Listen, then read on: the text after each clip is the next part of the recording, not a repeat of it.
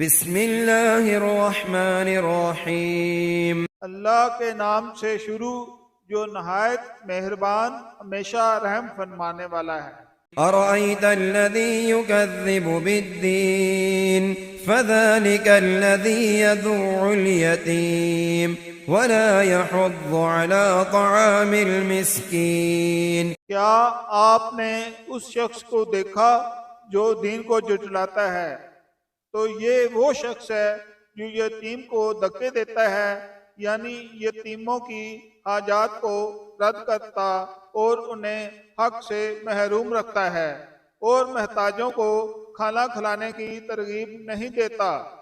Foil للمصلین الذین هم عن صلاتهم ساہون الذین هم یراؤون ویمنعون الماعون۔ پس افسوس اور خرابی ہے ان نمازیوں کے لیے جو اپنے نماز کی روح سے بے خبر ہیں، یعنی انہیں محض حقوق اللہ یاد ہیں، حقوق العباد بلا بیٹھے ہیں۔ وہ لوگ عبادت میں دکھلاوا کرتے ہیں اور وہ برتنے کی معمولی سی چیز بھی مانگے نہیں دیتے۔